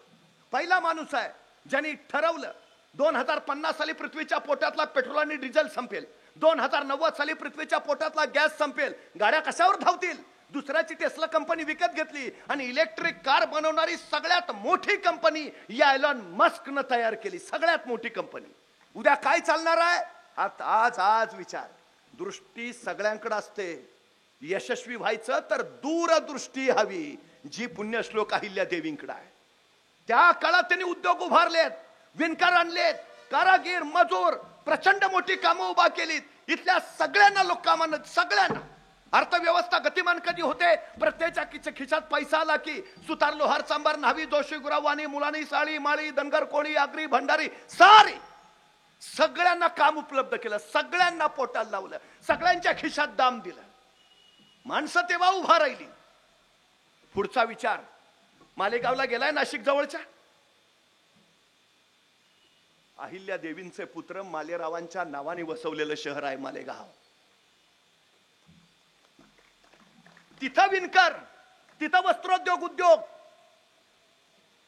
कुठेही जावं तुम्ही देशात, कुठेही जा, असं क्षेत्र दिसणार नाही जिथं पुण्यश्लोक अहिल्या देवींच्या कार्याची मुद्रा उमटलेली नाही. कुठंही जा, कुठंही. आम्ही त्यांचे वारसदार, आमच्याही मुद्रा तशा उमटल्या पाहिजेत ना प्रत्येक ठिकाणी. काय करतोय आम्ही, कुठं खर्च करतो आयुष्य. परवा त्या एलॉन मस्कचा 47वा वाढदिवस त्याने साजरा केला. जगातला सगळ्यात श्रीमंत आहे, सगळ्यात श्रीमंत. काय सेलिब्रेशन केलं असेल वाढदिवसाचं. सगळ्या अमेरिकेत बॅनर लागले असतील आमचे आधारस्तंभ. स्वतःच्या 47व्या वाढदिवशी तो 24 तास अखंड काम करत होता. 24 तास. त्या दिवशी तो 1 मिनिट झोपला ना. 1 मिनिट. सतत सतत काम. मोठं उगाच नाही होता येत. तुम्ही गोष्टी खर्च करता का त्याची गुंतवणूक करता याच्यावर तुमचं यश ठरतं. पैसा खर्च नका करू, अशा ठिकाणी गुंतवा जो तुम्हाला परतावा देईल. वेळ खर्च नका करू, अशा ठिकाणी गुंतवा जो तुम्हाला परतावा देईल. भावना नको तिथं खर्च नका करू, अशा ठिकाणी गुंतवा ज्या तुम्हाला परतावा देतील. यशस्वी माणूस तो. 300 वर्ष ही 300वी जयंती आहे. गेली 250 वर्ष देशात जेवढ्या धर्मशाळा अहिल्या माताने बांधल्यात, माणसं तिथं राहतायत का नाही. जेवढ्या विहिरी काढल्या पाणी पितायत का नाही. जेवढे तलाव शेतीला पाणी पुरवठा होतोय का नाही. जेवढे कारखाने उद्योगधंदे माणसं जगतायत का नाही. असं काम पिढ्यान पिढ्या चिरंतन सतत सतत सतत सतत काम. आम्हाला तो संदेश घ्या ना. सतत. नको तिथं खर्च नको, नको तिथं वेळ घालवायचा नाही, नको तिथं भावना गुंतवायचा नाही. ध्येयाच्या दिशेनं बस निघा. भारतामध्ये प्रभू श्रीरामापेक्षा हनुमानजींची मंदिरं जास्त आहेत. का? त्यांचं ठरलंय आपल्याला काय करायचंय ते. रावणावर विजय मिळवला, श्रीराम अयोध्येला परत आले आणि त्या युद्धात ज्यांनी सहकार्य केलं होतं त्या सगळ्यांना भेटवस्तू द्यायला सुरुवात केली. सगळे झाले आणि अचानक सीतामातेंचं लक्ष हनुमानजींकडे गेलं. त्यांना काहीच दिलं नव्हतं. काय करावं प्रश्न पडला. शेवटी सीतामातेने स्वतःच्या गळ्यातला मोत्याचा रत्नहार काढला आणि हनुमानजींना भेट म्हणून दिला. बरं वाटलं.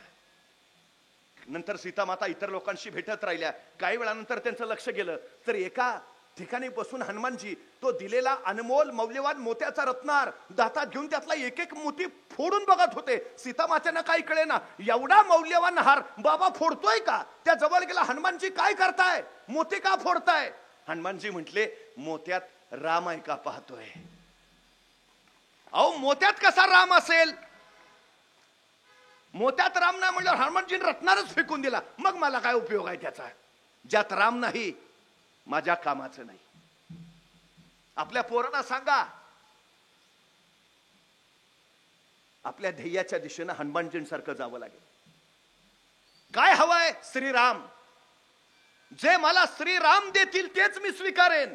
जे मला श्रीरामापासून विचलित करतील ते मी नाकारेन. काय व्हायचंय पोरांना. डॉक्टर. ज्या गोष्टी मला डॉक्टर बनवतील तेवढ्याच मी स्वीकारेन. ज्या मला त्याच्यापासून विचलित करेन मी नाकारेन. मी जवळच नाही जाणार. काय व्हायचंय तेवढाच तेवढाच आणि तेवढाच. ठरलंय अहिल्या मातांचं काय करायचंय. लोककल्याण लोककल्याण लोककल्याण. बस 28 वर्ष फक्त लोकांच्या कल्याणाचा ध्यास आहे. दुसरं काहीच नाही. काहीच नाही करता येत. जितकं मोठं व्हायचंय तितके मोठे कष्ट तुम्हाला करावे लागतील. सगळ्यात महत्वाची गोष्ट यशाला शॉर्टकट नसतो. अजिबात नाही. अजिबात नाही. कष्टही तेवढेच. मायकल फेल्प नावाचा जलतरणपटू होता. ऑलिम्पिक यायच्या आधी त्यांनी घोषणा केली या ऑलिम्पिक मध्ये मी 8 स्वर्ण पदक मिळवेन. 8. आतापर्यंत ऑलिम्पिकच्या इतिहासात जलतरणामध्ये 8 स्वर्ण पदक कुणीच कमावली नव्हती आणि यानं घोषणा केली मी 8 कमवेन. सराव सुरू झाला. ऑलिम्पिक स्पर्धा जवळ आली. 1 महिना राहिली आणि नेमका त्याचा अपघात झाला आणि उजवा हात मोडला. डॉक्टरांनी सांगितलं आता 15 दिवस तुम्हाला तलावात उतरताच येणार नाही. ह्याने तर घोषणा केली मी 8 स्वर्ण पदक कमावणार. अपघात झाला, हात मोडला, तलावातच जायचं नाही. आता थांबला नाही तो. ठीक आहे, तलावात जायचं नाही ना, जलतरणाचा सराव करायचा नाही ना, राहू दे, मी सायकलवर सराव करेन. हाताची ताकद मी माझ्या पायात निर्माण करेन. 15 दिवस सराव करत होता, हाताची ताकद सगळी पायात आणली. 15 दिवसानंतर परत तलावात उतरला. 15 दिवस कसून सराव, ऑलिम्पिक मध्ये उतरला आणि 8च्या 8 स्वर्ण पदक कमावलीच. त्याला पत्रकाराने विचारलं, कसं काय? तो काय म्हटला माहितीये? 36 वर्षापूर्वी एका जलतरणपटूनं 6 स्वर्ण पदकं कमावलेली. मी त्याचा अभ्यास केला. माझ्या लक्षात आलं, 6 स्वर्ण पदकं कमवायला रोज 6 तास तलावात सराव करावा लागतो, तेव्हा 6 स्वर्ण पदके मिळतात. माझ्या लक्षात आलं, 6 तास सराव केल्यानं 6 स्वर्ण पदकं, मग 8 स्वर्ण पदकं कमवायचे असतील, 8 तास पाण्यात सराव केला पाहिजे. गेली 4 वर्ष झाली मी रोज 8 तास पाण्यात आहे, रोज 8 तास पाण्यात. मी रविवारची सुट्टी घेतली नाही, मी दसऱ्याला घरी थांबलो नाही, रोज 8 तास रोज. तेव्हा हे यश मिळाले. तेव्हा तुम्हाला यश मिळवायचं आहे ना, पोरांना सांगा, जेवढं मोठं यश तेवढे कष्ट करावे लागतील, करावेच लागतील. सगळ्यात महत्वाची गोष्ट आहे. सोडून द्यावं बाकीच्या गोष्टी सगळ्या. अशक्य काही नसतं जगात, काहीच नाही, काहीच नाही. वन डे क्रिकेटचा जन्म होऊन 2963 मॅचेस झाल्या. वन डेत कुणीच द्विशतक केलं नव्हतं, कुणीच. अशक्य, जमणारच नाही. 50 ओव्हरमध्ये 200 रन शक्य आहे का? अख्खा संघ 250 बाद होतो, 200 कोण करणार? नाही शक्य झालं कुणालाच. 2963 वन डे झाल्या आणि 2010 साली फेब्रुवारी महिन्यात सचिन तेंडुलकर मैदानात उतरला आणि वन डेच्या इतिहासातलं पहिलं द्विशतक सचिन तेंडुलकरनं केलं. कोण म्हणलं करता येत नाही? करता येतं. मोडला विक्रम, अशक्य काही नाही. मग 6 महिन्यात वीरेंद्र सेहवागनं द्विशतक केलं. पुढच्या महिन्यात रोहित शर्मानं 2 द्विशतकं केली. अशक्य काहीच नाही, करता येतं, काहीही करता येतं. पहिल्यांदा ज्यावेळी त्यानं द्विशतक केलं, पत्रकारांनी प्रश्न विचारला. दुसऱ्या दिवशी सकाळी उठल्या उठल्या पहिले सगळे पेपर हातात घेतले असतील, सगळ्या पेपरात तुमच्या बातम्या, लिटिल मास्टरचं द्विशतक, पहिले पेपर, पहिला मोबाईल हातात घेतला असेल, सगळ्यांनी अभिनंदन, सगळ्यांचे कॉंग्रॅच्युलेशनचे मेसेज. सचिन तेंडुलकर काय म्हटला माहितीये? गेली 25 वर्ष झाली मी रोज सकाळी 6 वाजता मैदानावर नेटमध्ये सराव करत असतो. 25 वर्ष माझा एक दिवस चुकला नाही, मी सुट्टी घेतली नाही. 25 वर्ष रोज सकाळी 6 वाजता मी उठल्या उठल्या जर मोबाईल हातात घेतला असता, मी क्रिकेटचा देव झालोच नसतो. आणि आमची पोरं सकाळी उठलं की पहिला मोबाईल. अरे तो कोण सीएम आहे का पीएम आहे? तुला गरज काय? नाही, महाराष्ट्रात काल काय घडलं बघितलं पाहिजे. गप ना. बर तुला मेसेज काय? गुड मॉर्निंग आणि 2 गुलाब. आयुष्यपणाला लावता रे कशासाठी? ध्येय ठरवा आणि ध्येयाच्या दिशेनं झपाटून कामाला लागा. यश मिळतं आणि मिळतं हे सांगितलं.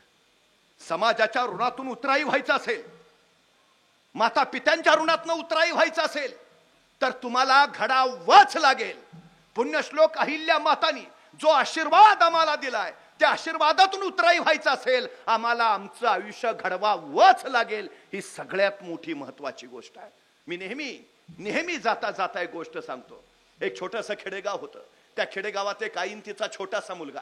एके दिवशी मुलगा शाळेतून घरी आला. आईला म्हणाला, आई मी उद्या जत्रेला जाणार आहे. मुलगा जत्रेला जाणार म्हणल्यावर आईच्या काळजात चर्र झालं. चर्र एवढ्यासाठी झालं की मुलगा जत्रेला जाणार म्हणजे त्याच्या हातावर किमान 10 रुपयांची नोट तरी ठेवली पाहिजे. त्या माऊलीला काही कळेना, आपलं घर गरिबीचं, आपलं घर दुःखाचं, उराशी गरिबी घेऊन झोपतो आपण. पोराला जत्रेसाठी 10 रुपये द्यावे कुठून, 10 रुपये आणावे कुठून? ती माऊली विचार करत राहिली, विचार करून दमली. शेवटी दिवळीतलं खुरपं घेतलं आणि दुसऱ्याच्या शेतात ती भांगलायला खुरपायला गेली. दिवसभर खुरपणं केलं, भांगलन केलं. संध्याकाळी रोजगाराचे पैसे हातावर पडले. तर प्रसन्न मनानं घरी आली. आता विश्वास होता माझ्या पोराला जत्रेसाठी 10 रुपयाची नोट देता येईल. पोरग शाळेतून घरी आलं. आईला म्हणालं, आई मी संध्याकाळी लवकर झोपतो, मला पहाटे लवकर उठव, लवकर जत्रेला जायचंय. मुलगा झोपी गेला. पहाटे लवकर उठला. आईला उठवलं, आई मी आंघोळीला जातो, तू लवकर भाकरी टाक, मला आंघोळीला जायचंय. पोरगा आंघोळीला गेला. आई चुली पुढे गेली. लालबुंद फुललेल्या निखऱ्यावर तिनं भाकरी भाजायला सुरुवात केली. त्याच लालबुंद निखऱ्यावर तिनं दुधाचं दुधाचं पातेलं ठेवलं. तोपर्यंत पोरगा आंघोळ करून परत आलं, ताटावरून बसलं. आईला म्हणालं, आई लवकर वाढ, उशीर होतोय. आईनं लालबुंद फुललेल्या निखऱ्यावरची भाकरी काढली, मोडली दुमडली, पोराच्या थाळीत टाकली. तोपर्यंत पोराच्या आरोळी घुमली. आई लवकर वाढ, उशीर होतोय. आईनं इकडे तिकडे बघितलं, लालबुंद फुललेल्या निखऱ्यावरचं दुधाचं पातेलं लालबुंद झालं होतं. उचलायला काहीतरी हवं होतं, सापडत नव्हतं. पोराच्या आरोळी घुमत होती. आई लवकर उशीर होतोय. आईनं शेवटी विचार नाही केला. तशाच रिकाम्या बोटाने त्या गरमागरम लालबुंद पातेलं उचललं. चर्र दिशी चटका बसला. काळ पार मस्तकात झिंझिनानं गेली. डोळ्यातनं खळदिशी अश्रू सुटला. वेदना सहन होईनात. हात झटक्यात मागाला, पदरात गुंडाळला गेला. पण तोपर्यंत पोराच्या आरोळी घुमली. आई लवकर वाढ, उशीर होतोय. आईनं भाजल्या बोटांचा विचार नाही केला. त्याच भाजल्या बोटाने त्या गरमागरम लालबुंद पातेलं उचललं. चर्र दिशी चटका बसला. काळ पार मस्तकात थैथयाट घालत गेली. डोळ्यातनं अश्रू सुटले. पण घट्ट धरलं पातेलं. पोराच्या थाळीतनं दूध ओतलं. दूध ओतताना पोरानं बघितलं, आईच्या डोळ्यातनं पाणी येत आहे. पोरग मान खाली घालून दुधात भाकरी कुस्करून निमूटपणे जेवायला लागलं. पोराचं जेवण झालं. पोरग जत्रेला निघालं. आईनं कुशीत घेतलं, डोक्यावरनं हात फिरवला. त्याला सांगितलं, नीट जा, नीट ये, फार वेळ थांबू नको, अंधारा पडायच्यात घरी ये. काकोटीला ठेवलेली 10 रुपयाची नोट काढली, पोराच्या हातावर दिली. सांगितलं, काहीतरी खायचं, काहीतरी घे, याचं उपाशी राहू नकोस. पोरग 10 रुपयांची नोट घेऊन जत्रेला गेलं. दिवसभर जत्रेत रमलं. घरघर फिरणारे पाळणे बघितले, जिलेबी बघितली, बथाश बघितली, खेळणी बघितली. हरकून गेलं, बहरून गेलं, आनंदून गेलं जत्रेत. संध्याकाळी अंधार पडायला लागला. पोरग घरी परतायला लागलं. आई दराशी वाट बघत होती. पोरग लांबून येताना दिसलं. आईला हायसं वाटलं. लगबगीनं जवळ गेली. पोरला कुशीत घेतलं, डोक्यावरनं हात फिरवला. त्याला विचारलं, काय काय बघितलं जत्रेत? पाळण्यात बसलास का? जिलेबी खाल्लीस का? अरे 10 रुपये दिले होते तुला, काय केलंस त्याचं? खेळणी घेतलीस का? तसं पोरगा आईच्या कुशीतनं बाजूला झालं. आईला म्हणाल, अगं धीर तर दर, सांगतो तरी. आई म्हणली, सांग ना लवकर, काय आणलंस तर 10 रुपयांचं? तसं पोरगा आईला म्हणाल, आई डोळे मीठ. आई म्हणली, का रे? नाही ना, डोळे मीठ आधी. आईने डोळे मिटले. हा, मिटले डोळे. आता दाखव बघू, काय आणलंयस तर 10 रुपयांचं? तसं पोरगा आईला म्हणाल, आई डोळे मिट, नीट घट्ट, उघडायचे नाही त्याची बात. आई म्हणली, हो रे बाळा, मिटले डोळे घट्ट.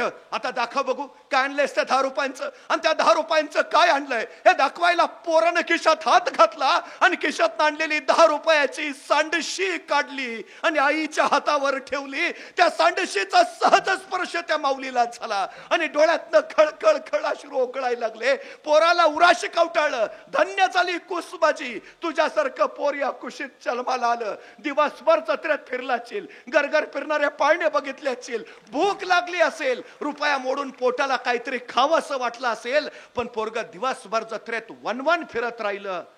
ते काळजात एक चटका घेऊन माझ्या आईच्या हाताला चटका बसलाय आणि माझ्या आईच्या हाताला चटका बसू नये म्हणून ते येताना 10 रुपयाची सांडशी, ज्याला मी कैची पक्कड म्हणतो, ते घेऊन आलं. आमची पोरं काय करतायत? दुनियेच्या जत्रेत रमतायत नुसती. काईच्या हाताला चटका बसू नये म्हणून काय करतायत? कारण ज्या पोरांना आईच्या हाताला बसणाऱ्या चटक्यांची जाण असते, त्याच पोरांना समाजाला बसणाऱ्या चटक्यांची जाण असते आणि त्याच पोरांना राष्ट्राला बसणाऱ्या चटक्यांची जाण. पुण्यश्लोक अहिल्यामाता होळकरांच्या या जयंती सोहळ्याच्या निमित्तानं आमच्या प्रत्येकाच्या उरात एक ठिणगी चेतावी, पेटावी. तुमच्या कार्यकर्तृत्वाच्या बळावर तिची मशाल व्हावी आणि पुण्यश्लोक अहिल्यामाता होळकरांना अपेक्षित असा समाज घडावा. समाजकारण करणारे धुरीण तयार व्हावेत, त्यांनी राष्ट्र घडवावं अशी अपेक्षा व्यक्त करतो. थांबतो. धन्यवाद.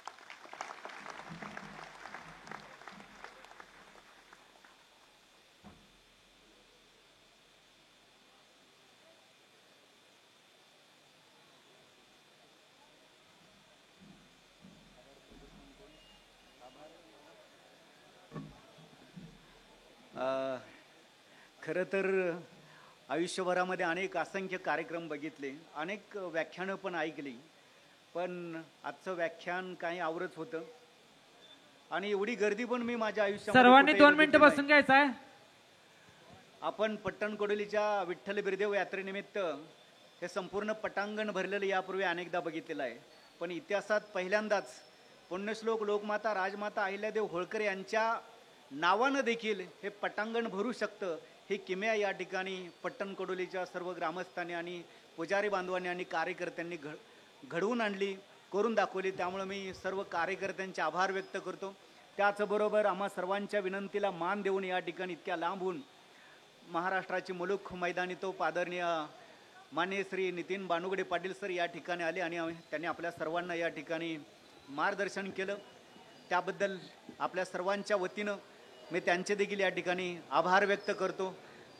सर्व कार्यकर्ते जे ह्या कार्यक्रमासाठी राबले त्या कार्यकर्त्यांनाही धन्यवाद देतो.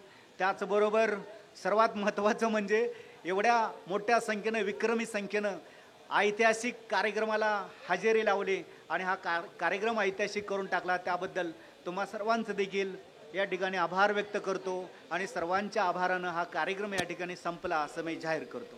धन्यवाद.